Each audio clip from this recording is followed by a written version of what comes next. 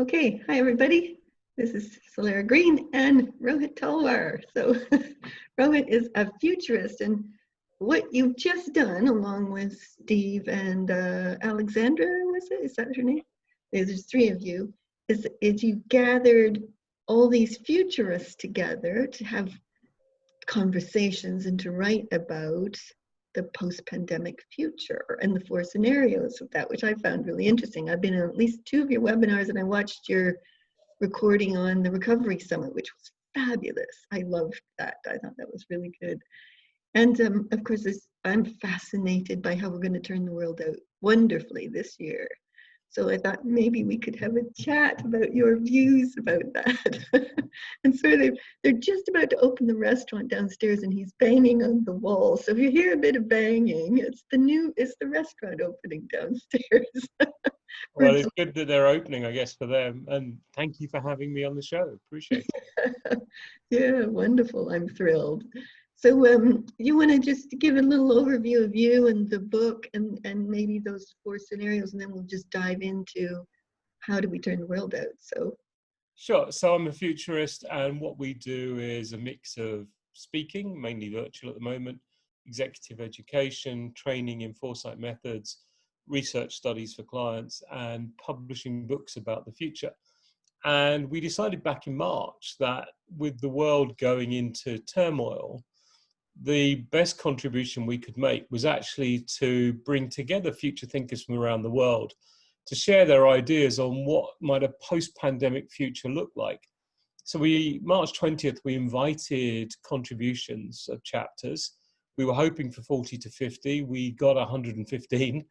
And so we took the very best of those and split them into two books. The first was published on June the 1st, and the second book will come out in September. And in the first book, we have 28 chapters, 25 contributors, really exploring some big picture thinking about how we navigate through and beyond the pandemic. And it's a mixture of ideas, projections, and scenarios about the future. And it's split into four themes. So the first part of the book looks at critical shifts and scenarios that could emerge. The second part looks at how the implications for society and social policy might play out. The third section focuses on government and the economy. And the final section really looks at how all this might play out in terms of the future of business and technology. So it's a very broad-ranging book, ideas that range from the future of the home to education, healthcare, the future of the US, how government might evolve, how we need to change our economic policies to be more long-term and more sustainable. Really diverse and rich ideas, and it's been a pleasure putting it together and reading all the contributions. yeah, all that amazing. And I've been on those webinars. It's just been amazing listening to the conversation. And one of the things I was just saying to you about what I see about futurists is, one, very intelligent, but also have an expertise that ranges, like each futurist seems to have a range of across many facets of the areas of life. You know, it's not just like one single focus. It's like you have a big wide view of things, which is amazing. And I was just saying how wonderfully you all disagree, which I love. I think that's a particular skill that governments in particularly could use. Well, I think, what I would say is that the very best futurists tend to be multidisciplinary in their approach. Yeah. They realize that the future is not just science and technology, it's not just economics, it's environment, it's politics, and most important, it's about society, human behavior, and how we respond to and adapt to the changes going on in our world. And that's, for me, that's the most interesting piece, is always about how do you put humanity at the center of the story. Yes. And how might things play out with humanity, for humanity, and around humanity. And I think that's what you hear when you get the kind of futurists that we've involved, is they are very wide-ranging in their thinking, very interested in a range of disciplines, and very capable of sort of separating what we see going on now from what might happen in the future, and can articulate really well what are those factors that might have an influence over time that we haven't thought about? And that's why I think it's been so interesting for governments to be tapping into futures and foresight right now, because they realize that in many cases, the governments who were most shocked and least well prepared for this didn't do foresight very well. They didn't do scenario planning very well. They didn't do risk assessment very well. They didn't do contingency and preparedness very well. Yeah. Whereas the very best have really done incredibly well. You look at Taiwan, Hong Kong, Singapore, Korea, New Zealand, a number of countries in Europe who really outperformed all expectations. Greece, for example, phenomenally low level of infections and deaths compared to neighboring countries like Spain and Italy. And I think it was because even though Greece is now a poor country, it's been racked by economic challenges for many years, it got it right in terms of anticipating and preparing for what was coming next. Yeah. It took the pain, and now it's opened up its economy, it's open for tourism again, and there's a vibrancy about their economy which is missing in many others. Yeah. I would imagine that you and I would probably both agree that the virus, the pandemic, is creating some pretty incredible opportunities going forward. And your book is called Aftershocks and Opportunities, Post-Pandemic Scenarios for the Future. And I see so much good coming from it, that it's propelling us into whole new ways. So I loved the 4 scenarios that you laid out in the book. And I know you say it as, let's see, I wrote them down: the long goodbye, the VIP economy, the safe but hungry, and inclusive abundance. And I say it as, I keep telling my friends about this, and I keep saying it's the pits. Everything goes back to normal. There's some improvement, and then wow, we get a whole new version of reality showing up almost transformatively in a way we wouldn't have been able to predict at the beginning of this year. So I want to talk about that one. Let me run you through the 4 scenarios very briefly, and then people will have an understanding of what they are. Yeah. So scenario planning has many, many different approaches. We chose a model that's called driving forces. And the idea there is you try and identify the factors, the forces that could have the most significant impact on the issue you're looking at. And secondly, around which there is the greatest uncertainty. And you create a little grid where you look at the different ranges of possibility for the 2 most important ones, and then you layer in the other factors. So we chose as our 2 cornerstones of the grid: firstly, the evolution of the pandemic from poorly contained through to totally eradicated, and then the nature of the economic recovery from a prolonged and deep downturn through to a more vibrant and robust recovery.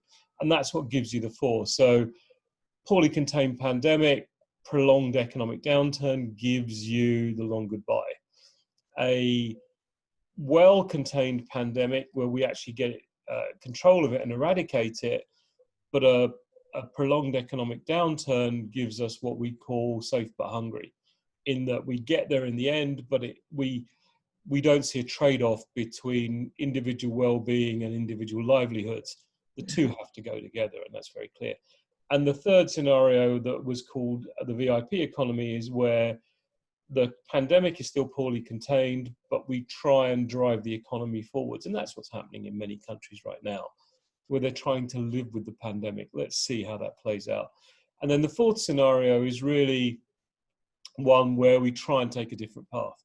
We get the pandemic under control, but we also take an approach to driving the economic recovery that has a focus on the long term. And that's why we call it inclusive abundance, because that's the underlying mindset. So in that scenario, we're really laying the foundations for what you're calling the new Renaissance.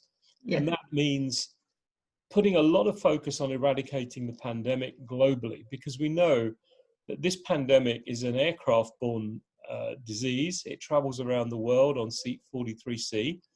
And whilst any country is at risk, every country is at risk. So until you help tackle the situation in the poorest countries with the most fragile health ecosystems, everywhere is at risk. And right now we see, the countries with the largest number of infections is the US, there's Brazil, there's India, there's Russia, there's the UK, but countries like Mexico and a lot of countries, Pakistan and others, where there's real concerns that if they don't get it under control, the world is at risk. And a lot of poor countries that just don't have the health infrastructure, Afghanistan, Syria, Yemen. So one part of it is a globally coordinated effort, G7, G20, ASEAN, Shanghai Cooperation Organization, GCC, European Union, World Bank, IMF, you name it, they all get together and they create a real recovery plan for those countries with direct resources and support. The other side of that is that if we get that, then I think we get the human motivation. We get that feel-good factor that it is going to come under control. Add to that a vaccination, hopefully next year, where at least half the population are vaccinated by the end of 2021 and the rest by the end of 2022. And you've got the social and health foundations for recovery. Then on the economic side, in that scenario, what we're saying is, look, we know there are going to be second and third peaks, and governments are going to have to do more to support their people. This time round, we think that should be tied to retraining, because jobs will go, people will lose their jobs, we're seeing it all around the world. So let's tie the recovery packages. If we're paying people to sit on their sofa and watch box sets, let's have them, learn something, learn some new skills, learn some new personal capabilities. From a business perspective, we're also saying tie the bailout packages in that scenario to innovation in business, to job creation, to the greening of businesses, to reducing their environmental footprint, and a lot of focus on investing in the economy, particularly in Green New Deal and infrastructure projects, and in startups in the new fields of science and technology that are coming through that could be abundance technologies, synthetic biology, vertical farming, artificial intelligence, new transport technologies like Hyperloop. There's so many. They could be the $1 trillion in the industries of the future. The price in those industries of the goods and services will fall quite dramatically because there's such abundance available. And that lays the foundation for the future. It helps us really eat into the Sustainable Development Goals and make real progress. It's by no means perfect, but it is setting the foundations for long-term and vibrant recovery. This new renaissance where we start to rethink an awful lot of things around humans, their needs. How do we cater for the least well-off, the least well-prepared, the least well-resourced, so that it's a truly sustainable and inclusive recovery? Yeah, because I think some of the things we're seeing are the possibility of universal basic income, people working remotely, not necessarily trekking into the big cities and in the big high-rise buildings, and a concern for healthcare and rise in healthcare workers' salaries, all of that is being looked at now, which I think is, and then our global connectedness as well. I think those are some of the things that have come from this. I think there will be more global connectivity, but there's also at the moment this sort of pull of nationalism that's sort of separating that. I think one of the impacts of the downturn is that people will look to localize supply chains more. Countries will want to manufacture more goods locally so they're not at risk, because the pandemic is one thing, we could see more, climate change is another. This could all disrupt international flow of goods. So I think over time we're going to see countries trying to manufacture more locally, build up more footprint manufacturing in a lot of different sectors, and manufacturers themselves wanting to reduce their risk. And so moving from global supply chains to global innovation chains where they're sharing their IP, selling their IP, working with local partners to do the manufacturing. On the working from home thing, I think that views are mixed. People are liking working from home, but also wanting to go back to the office in some cases. Not everyone has the luxury of having the space to work from home. And so what we might see is the rise of local work centers where people can go and work, but not have to travel all the way into the office, but there'll be a desk space that they can use. And then on the guaranteed basic income thing, we've already seen it sort of implemented in various places. The UK has basically guaranteed the wages of nearly 9 million people while they're furloughed. So that's a form of guaranteed income scheme.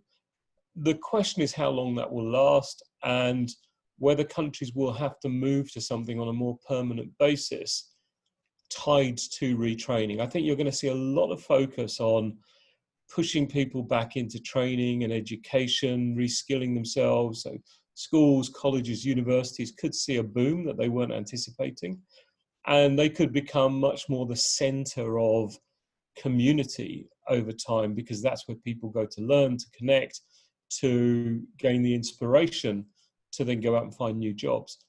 At the same time, the guaranteed basic incomes would help people, removing the stress of how do I find an income while I'm retraining.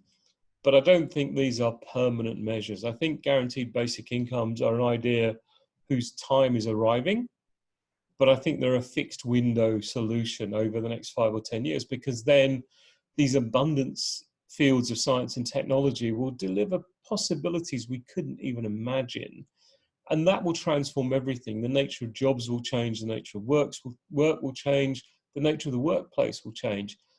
And so maybe in 20 or 30 years' time, we won't be talking about everyone having a job anymore. It might be more of a hobby or a choice, but we'll have enough abundance in society to be able to give people some sort of guaranteed incomes and services, but it won't be called that anymore. It will just be so widespread that it will be very different. And but that's 20 to 30 years off. Hard to think about that right now in the middle of a pandemic with nearly 500,000 dead already officially, and probably double or treble that number because they just haven't been recorded. So, we've got to look at it in stages. And right now, I think the next year is about developing resilience. 2 or 3 years after that is about building the platforms for the future. And then the longer term is really about these transformative solutions, new business models, whole new concepts and ways of thinking. And technologies like artificial intelligence are really going to help, because they will get smarter and smarter. At some point, there's a good chance they'll be smarter than humans. And then they might start to create solutions to our problems, which we could never have imagined. So that's all coming together in really interesting, but possibly difficult to comprehend ways. And that's the point we're at right now, I think. One of the things that I find right now is that we're used to looking at things in polarity. You got a nations or you got globality, but I'm work online, so I can be home, I can have local distribution with food and products and stuff, but I am globally connected at the same time. So there's I would call it paradox to it all, that in all cases, that instead of a polarized society, we're moving into more of a paradoxical society, which I think gives range to more possibilities. So what I wanted to ask you is, what do you think we need to do to take ourselves into the optimal next stages of us as a world in order to achieve not just the inclusive abundance as you saw it, but a whole new way of being as a world together? So I think there's a few different mechanisms. The first is around global coordination. Maybe we need new institutions, maybe we need to modernize the existing ones, but we need to find new ways of collaborating, creating global intelligence networks, sharing what we know, so that we can tackle global challenges preemptively when they start, that we can roll out solutions or start to get things going quickly and not always be responding in crisis mode. Because whilst we can't predict all of the crises, we can predict the kind of impact they have. So we know that a health pandemic forces you to shut the economy down whilst you close down and try and eradicate it. So we know all the things you need to do with that. If it's a bioterror attack, you know the kinds of things, or some sort of terrorist attack, you know what the solutions are. If it's an economic shock, you know the types of solutions. So we can create much more global coordination to respond to these things. The second is going from the kind of global to the individual. There's a real responsibility now on individuals to be learning and enhancing their learning and constantly expanding their minds, expanding their capabilities, developing their own resilience. The great thing is there's a lot of free resources online now to teach you literally anything you want to learn. And you can go to places like Stanford and Harvard and get free education from them. You only pay for the certificates. So there's no excuse for anyone to say, well, I can't find what I need anymore. That the education is there, whether it's from academics or practitioners in the field, it's there. What we need is the motivation to then act on the education to take advantage of the opportunities we see. The third is, I think we need to acknowledge that we are just caretakers of this planet. We're not the owners of it. We're here.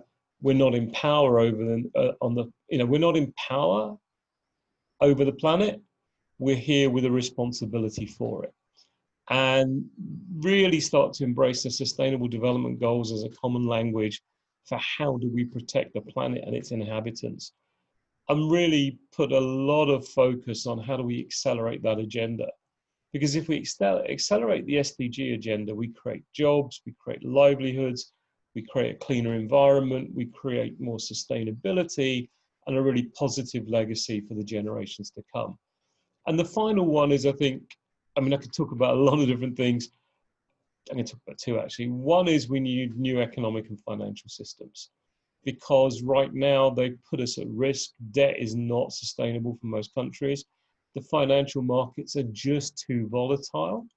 And when we have a crisis, there's a massive focus on pouring money in to stabilize the markets. That's not a good use of the money. We need better instruments to control those markets and their volatility, so we're not pouring hundreds of billions or trillions of dollars in just to stabilize the market. And then the final one is about the way we govern. I think we need to be more transparent. We need better fact checking of our politicians and what they're saying. We need more transparency. We need more inclusiveness. We need to start embracing digital in ways that allow people to get involved in conversations around big issues. We need to get used to having regular referendums. We need to get used to platforms that allow lots of different people to have their say, so you can build understanding rather than be in conflict. And we need to learn how to act faster and respond quicker to crises and the recognition of unmet need in society and prioritization. Because right now we're seeing that, there are certain segments of society that are complaining that they've really been left out, or they've been discriminated against, or biased against, or marginalized. That can't go on. That isn't a healthy and sustainable basis for a society. So we have to stop paying lip service to those things and really start to put a focus on the agenda for those people. Because if we bring them out of poverty, if we bring them out of oppression, if we provide them with access to education and opportunity, then, as the Reverend Al Sharpton says, we're taking our knee off their necks and we're letting them flourish. And that, I think, is really, really powerful. So you put all those things together and you start to have a new change agenda. And we talk about that a lot in the book. There, different people highlight the elements, and then we pull it all together at the end of the book with an argument for what that change agenda needs to look like. Fantastic. I would almost love to see a government without the party system. In my view, it's what causes a lot of the disruption. If people were just there voting their conscience, voting what they think, people need, it might be very different, but that's just my personal view. So, I think we need to experiment with different models. No one really knows what the right model is going forward. So we need to experiment. We almost need to pay countries to say, look, Iceland, you're quite small.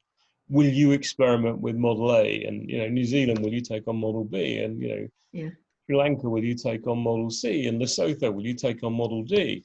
And Panama, will you take on Model E? And just on the, to benefit the whole of society, just try and different models for government and see what happens, see how they play out. And we kind of underwrite what could go wrong for them so that we'll provide the money. But rather than everyone trying the same experiments at the same time, let's take a kind of sprint ideology of having parallel projects and move it forward faster. That requires an incredible global collaboration of nations at a level I think we haven't necessarily seen before. I don't know, but that's almost my impression when you say it.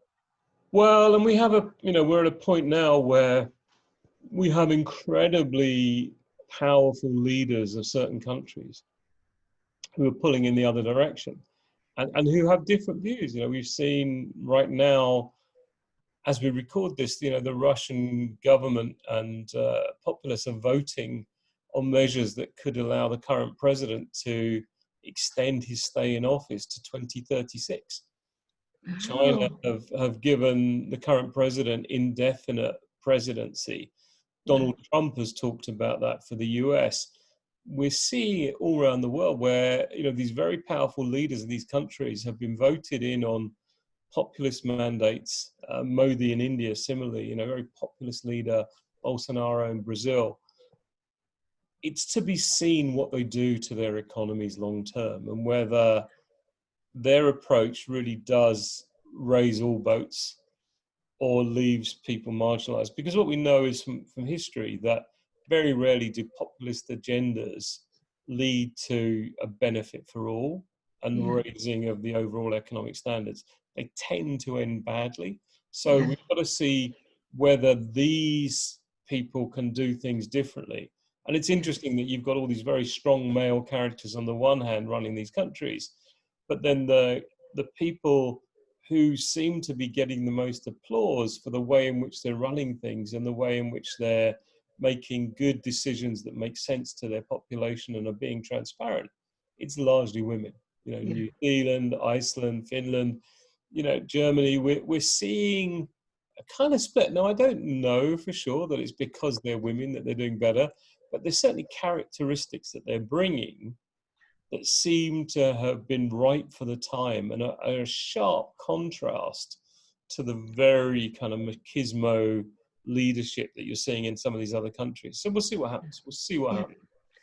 Well, I asked the question at the end of your webinar on Sunday on government economy, that is there a collective of futurists and are you working together to do something for the world? And I'm particularly fascinated by that you had 115 futurists give you these wonderful chapters. You could probably do 3 or 4 books, that's my guess.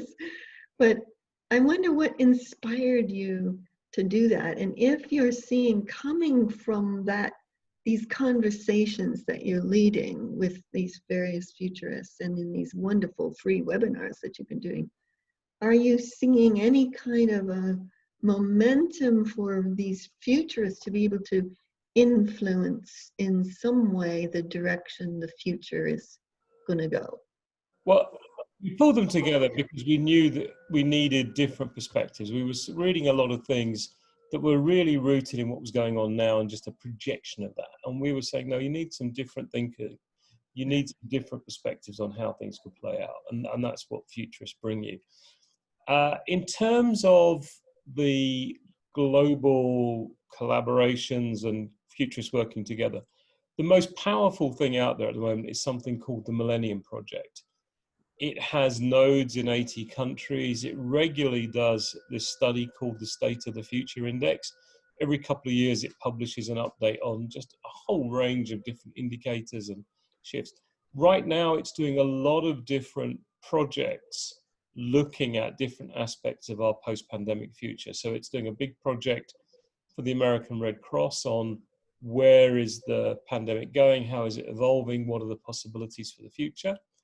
And it's then got a number of other studies that it's kicked off to explore different dimensions of that emerging future. And it's certainly worth taking a look at the Millennium Project. They lay down what they see as grand challenges for society. And if we look at them, we're facing those challenges right now. But these current studies are a really interesting piece of work that people can get involved in. They're particularly keen to bring epidemiologists, health experts from different countries into that. So if you get in touch with me, I can certainly provide more contacts about that. Fantastic. But what about you in these 115 futurists? Are you seeing yourself? I know you've got the book and the next book coming, but are you seeing yourself and these people as any kind of a force for momentum for us all? I hope so. Well, I think we're trying to do that through the book and through the webinars. We're trying to create conversation. It would be very arrogant of us to think that we could get the world lined up around us and we could be telling everyone what to do. I think we're trying to put the provocations out there, we're raising the questions, we're creating debate, and we're trying to get people thinking about a bigger picture, more holistic response to this, so that we don't get shocked again. And each of the individuals are doing their own thing. It's not something where there's an obvious body to go to and just say, hey, we have the answer for you, because the futurists all have different views. Yeah. I think we already have the Millennium Project doing a really good job at this. So rather than compete with them, we're preferring to contribute to that effort, because I think that's also a good example of collaboration to create the future rather than competition to do it. Fantastic.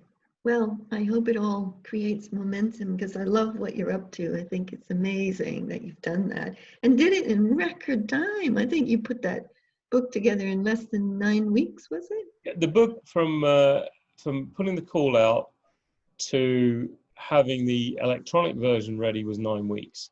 Yeah, that's amazing. That's the kind of example of collaboration with people who might have slightly different views, but to just, that's the beauty of, I think, of the futurist community that you are so beautifully sitting in. Thank you. Is that it's a good model for the rest of us as to how we can. I don't know whether we would have been able to do this if it had been normal times, because everyone would have been so busy doing their own thing that we probably wouldn't have got half as many chapters submitted, and it would have taken a lot longer to get the edits turned around and everything. But we're taking advantage of the situation to create something valuable. Fantastic. So anything you'd like to say just to kind of wrap this up about the future? Well, I think this is the time for us to acknowledge that there are a range of scenarios, acknowledge that the worst case scenario of a poorly contained pandemic and a very prolonged recession are very real, and we need to be putting our focus on that. We always focus on the upside. How do we get to the positive scenario? How do we make that happen? But right now, we need to be focusing our attention on that worst case scenario and saying, what will we do if this happens? What solutions will we create? Because the ideas we create then will feed into all the other scenarios and will help us be much more resilient, much more flexible, and hopefully much more successful. I think now is the time to be thinking imaginatively about what's next. We have that opportunity of a crisis, if you like. Yeah. I think very quickly there'll be a temptation to either go back to the old ways, or we'll be in even more of a crisis, and it'll be even harder to think. So now is that window of opportunity to do some thinking. And I'd love to enter into dialogue with people about the ideas. You can find the book at fastfuture.com or on Amazon, and it's called Aftershocks Opportunities. And we are always delighted to have people come along to our webinars. If you email me, rohit@fastfuture.com, we can add you to the weekly mailing list for Fast Future Live that both shares the videos of previous events, but also tells you about forthcoming events, so that you've got a rich selection of options to choose from. Yeah, you've got one this coming Sunday, don't you? It's what is it, June 28th, I think? June 28th and June 5th, we have sessions looking at business and technology. Yeah. And then we are launching a new event on July the 2nd, which we're calling Fast Future Keynote Theatre, because there's been a real demand from people to say, I'd love to hear more from X than they can deliver in that webinar. So let's have half an hour or 40 minutes of just them, and then an interview with them going deeper. But it's just one person. And we're starting with our own, because we're launching a report next week on the future of meetings, events, tourism, travel, hotels, and hospitality. So we're launching that report next week. And on July the 2nd at 6 p.m. UK time, we're doing a 1-hour webinar to share the findings of that and talk about those. And again, if you go to the events section on fastfuture.com, you'll find the details and you can book a place, and it's free again. Fantastic. Oh, thanks for all you do. It's amazing. I've really enjoyed being a part of the webinars and listening to them. Amazing people and great job. So thank you very much for doing this interview. I really appreciate it. My pleasure. And all the best with what you're up to next. Thank you. Bye-bye.